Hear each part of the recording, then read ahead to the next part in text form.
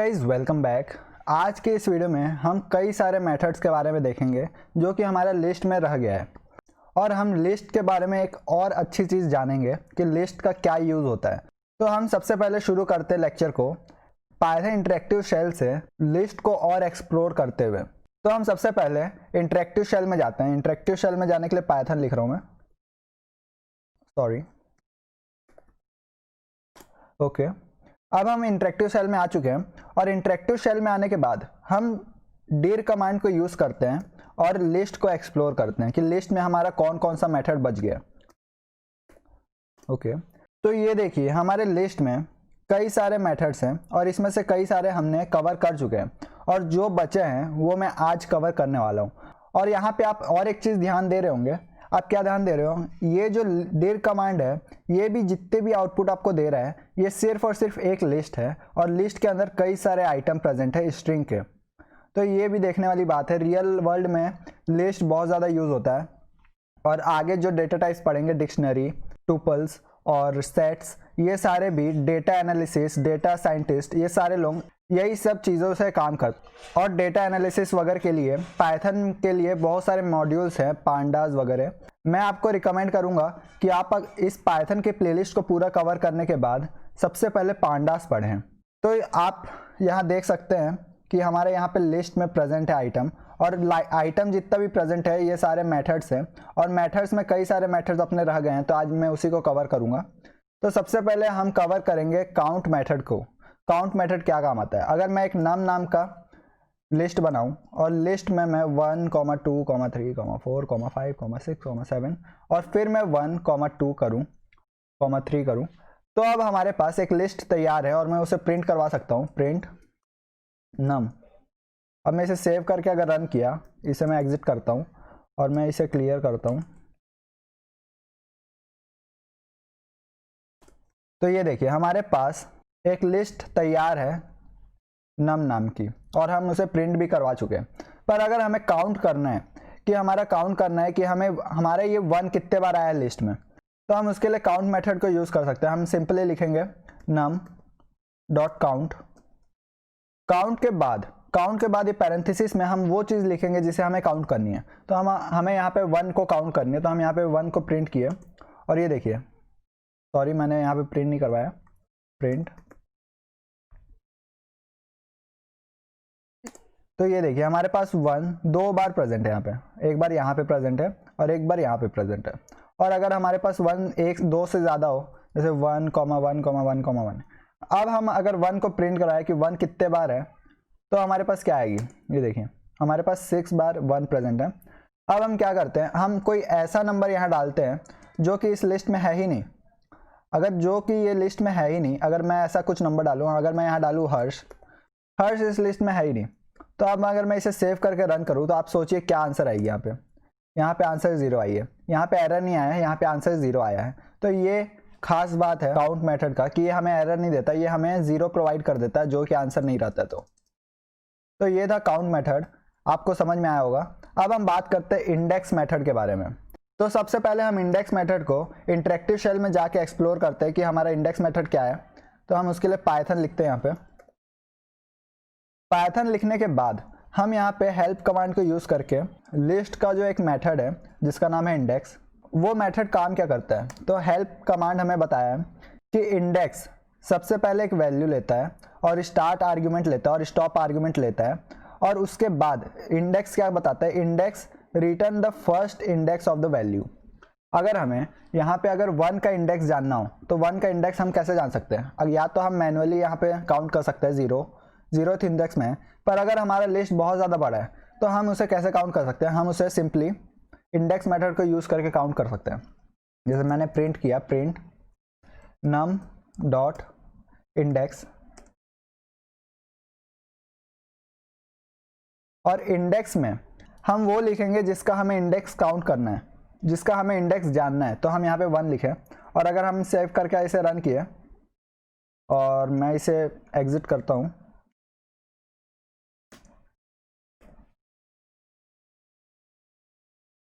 Okay, तो ये देखिए हमारे 0th इंडेक्स में 1 प्रेजेंट है, और अगर मैं यहाँ पे 2 को खोजूँ कि 2 कौन से इंडेक्स में है, तो हम यहाँ पे सेव करके रन किए तो ये देखिए 2 फर्स्ट इंडेक्स में है।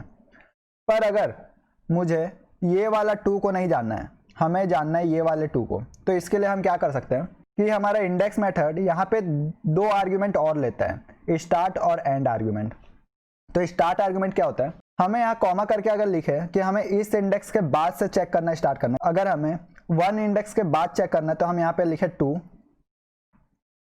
और अब हम इसे सेव करके रन किए तो हमारे पास कौन से वाले 2 की इंडेक्स आएगी, हमारे पास इस वाले 2 की इंडेक्स आएगी। अगर हम सेव करके रन किए तो ये देखिए हमारे 8th पोजीशन में 2 है, 0 1 2 3 4 5 6 7 8, 8th में हमारा 2 प्रेजेंट है, तो हमारे पास यहाँ पे 8 आई है। और हमारे पास स्टॉप आर्ग्यूमेंट भी है। स्टॉप आर्ग्यूमेंट क्या होती है, स्टॉप आर्ग्यूमेंट मतलब कि हम कहाँ तक इसे सर्च करना है। अगर हमें इसे चेक करना है कि सेकेंड इंडेक्स से लेके 7th इंडेक्स तक हमारे पास 2 प्रेजेंट है कि नहीं, तो उसके लिए हम सेकेंड इंडेक्स से, अगर हमें 7th इंडेक्स तक चेक करनी है तो हमें यहाँ डालना पड़ेगा 8, क्योंकि 7th इंडेक्स तक अगर चेक करनी है तो उसे +1 डालना होता है। अगर हमारा सेकेंड इंडेक्स से लेके 7th इंडेक्स तक अगर होगा तो यहाँ पे आंसर आ जाएगा, वरना आंसर आएगा 0। ओके, अब हम इसे सेव करके अगर रन किए तो यहाँ पे आंसर आया 2 इज़ नॉट इन लिस्ट। तो हमारे पास यहाँ पे आंसर आया है 2 इज़ नॉट इन लिस्ट। तो ऐसे हम चेक कर सकते हैं कि हमारा कोई भी आइटम किसी भी रेंज में प्रेजेंट है कि नहीं, और उसका इंडेक्स वैल्यू अपन जान सकते हैं कि कौन से इंडेक्स में प्रेजेंट है। तो आई होप आपको इंडेक्स मेथड भी समझ में आ चुका होगा। अब हम बात करते हैं क्लियर मेथड के बारे में। क्लियर मेथड क्या करता है, क्लियर मेथड लिस्ट में जितने भी आइटम है उन सभी को क्लियर कर देता है, मतलब डिलीट कर देता है, लेकिन लिस्ट को डिलीट नहीं करता, लिस्ट के अंदर का आइटम को डिलीट करता है। अगर हम इसे नम में क्लियर मेथड को कॉल किए क्लियर, और अब मैं नम को प्रिंट करूं, प्रिंट नम, और मैं अगर इसे सेव करके रन करूं तो ये देखिए हमारे पास नम में कोई भी आइटम प्रेजेंट नहीं है। अगर हमें आइटम को डिलीट करना होता है, सारे के सारे आइटम को डिलीट करना होता है, तो हम क्लियर मेथड को यूज़ करते हैं। तो आई होप आपको क्लियर मेथड भी समझ में आया होगा। अब हम बात करते हैं कॉपी मेथड के बारे में। कॉपी मेथड क्या होता है, अगर हमें किसी एक लिस्ट को कॉपी करना है और तो हम उसके लिए कॉपी मेथड को यूज़ करते हैं। तो अगर आप सोच रहे होंगे अगर हम num1 = num किए तो भी तो हमारा कॉपी हो जाएगा, लेकिन हमारा इस समय में कॉपी नहीं होता है। ये मैं आपको बताता हूँ क्या होता है ये। सबसे पहले हम कॉपी मेथड को यूज़ करके num को कॉपी करते हैं, num कॉपी, और उसमें num को कॉपी मेथड को यूज़ करते हैं। ओके, और अब हम इसे सेव करके अगर प्रिंट करवाए num को, और हम प्रिंट करवाए num का कॉपी को, और अब हम इसे सेव करके अगर रन किए तो ये देखिए हमारे पास ये दोनों चीज़ प्रिंट हो चुकी है जिसका आइटम सेम है। लेकिन अगर हम इसे कमेंट करते हैं, लेकिन अगर हम इस num नाम के वेरिएबल से किसी भी चीज़ को डिलीट करें तो कॉपी मेथड में असर पड़ेगा? जी नहीं, कॉपी मेथड में असर नहीं पड़ेगा। num डॉट पॉप किया, पॉप करने से हमारा लास्ट एलिमेंट जो कि 1 है वो हमारा डिलीट हो चुका होगा। तो हम इसके बाद इन दोनों को प्रिंट करवाते हैं। अब देखते हैं कि दोनों में ये चीज़ डिलीट हुआ है या एक ही में हुआ है। तो ये देखिए हमारे पास सिर्फ और सिर्फ फर्स्ट वाले लिस्ट में लास्ट वाला 1 डिलीट हुआ है और सेकंड वाले लिस्ट में कोई भी डिलीट नहीं हुआ है। तो ये होता है कॉपी मेथड। और हम, अगर आप सोच रहे होंगे कि कॉपी मेथड को यूज़ करे बिना अगर हम सिंपली ऐसे किए और अब हम अगर इन दोनों को रन किए तो हमारा क्या आउटपुट आएगा, तो भी हमारा आउटपुट सेम आएगा 1, ये दोनों लिस्ट सेम आएगी। लेकिन अगर हम कोई सा भी एक लिस्ट में डिलीट किए, कुछ भी ऑपरेशन किए, तो हमारा सेकंड लिस्ट में भी वो काम हो जाएगा अपने आप। जैसे हम num डॉट पॉप किए और पॉप किए हम थर्ड नंबर की वैल्यू को, तो हमारा दोनों लिस्ट अफेक्ट होगा इससे। हम इसे भी कमेंट आउट करते हैं। अब हम इसे सेव करके रन किए तो ये देखिए हमारा पहले दोनों लिस्ट सेम था और हम सिर्फ और सिर्फ फर्स्ट वाले लिस्ट में 4 को डिलीट किए तो हमारा दोनों लिस्ट में डिलीट हो चुका है। तो इसमें हमारा कॉपी नहीं होता, हमारा इसमें वही लिस्ट रिफ़र करता है दूसरे नाम से। और ये था हमारा कॉपी मेथड। अब हम बात करते हैं रिवर्स मेथड के बारे में। रिवर्स मेथड के लिए हम थोड़ा यहाँ पे स्पेस बनाते हैं और हम यहाँ पे रिवर्स मेथड को कॉल करते हैं। रिवर्स मेथड क्या करेगा कि हमारा लिस्ट को रिवर्स कर देगा। जैसे हमें अगर यहाँ लिखे num डॉट रिवर्स, और मैं अगर इसे सिंपली कॉल करूं और प्रिंट करवाऊं num को, और हम आउटपुट में ही देखने के लिए सबसे पहले मैं भी एक प्रिंट करवाते हैं, प्रिंट num। और अब हम इसमें रन करते हैं तो ये देखिए हमारा पूरा का पूरा लिस्ट रिवर्स हो चुका है। जो कि हमारा लिस्ट पहले ऐसे था, अब हमारा रिवर्स ऑर्डर में ऐसे प्रिंट हो चुका है। तो ये था रिवर्स मेथड। आई होप आपको रिवर्स मेथड भी समझ में आया होगा। तो हम एक लास्ट मेथड के बारे में देखते हैं जिसका नाम है सॉर्ट मेथड। सॉर्ट मेथड क्या करता है, सबसे पहले हम पाइथन इंटरेक्टिव सेल में देखते हैं सॉर्ट मेथड क्या काम करता है। हम यहाँ पे एक नया सेक्शन लिए और अब हम यहाँ पे पाइथन लिखे और हम हेल्प कमांड को यूज़ करके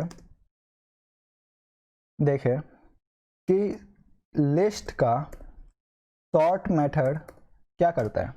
तो यहाँ पे हमारा डिस्क्रिप्शन आ गया। सॉर्ट मेथड क्या करता है, sort the item in list order and return none.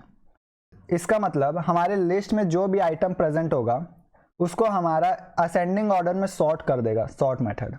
तो इसके लिए हमारे पास क्या क्या आर्ग्यूमेंट देना पड़ेगा वो भी हमारे पास यहाँ पे है। सबसे पहले हमें की आर्ग्यूमेंट देना पड़ेगा, उसके बाद हमें रिवर्स आर्ग्यूमेंट देना पड़ेगा। इसके बारे में आपको समझाऊंगा मैं अभी। सबसे पहले आप इतना ही ध्यान रखिए कि हमें सॉर्ट अगर करना है तो हम उसके लिए सॉर्ट मेथड को यूज़ करते हैं। तो अगर हमें इस नम नाम के वेरिएबल में सारे वैल्यू को सॉर्ट करना है असेंडिंग ऑर्डर में, तो हम उसे कैसे करेंगे, नम डॉट सॉर्ट। अगर हम डायरेक्टली बस ये लिखें और नीचे में प्रिंट करवाए प्रिंट नम और सेव करके अगर रन किए तो ये देखिए हमारा पूरा वैल्यू सॉर्ट हो चुका है असेंडिंग ऑर्डर में। और अगर हमारे पास कोई वेरिएबल है एक्स नाम के वेरिएबल, एक लिस्ट है मान के चलिए, और लिस्ट में हमारा नेम है नेम, उसके बाद हम रैंडम कोई भी स्ट्रिंग डाल देते हैं। और अगर हमें इस वैल्यू को असेंडिंग में अरेंज करना है तो उसके लिए भी हम सॉर्ट मेथड को यूज कर सकते हैं। हम यहाँ लिखेंगे एक्स डॉट सॉर्ट और सॉर्ट मेथड को डायरेक्ट कॉल करेंगे और हम प्रिंट करवाएंगे एक्स।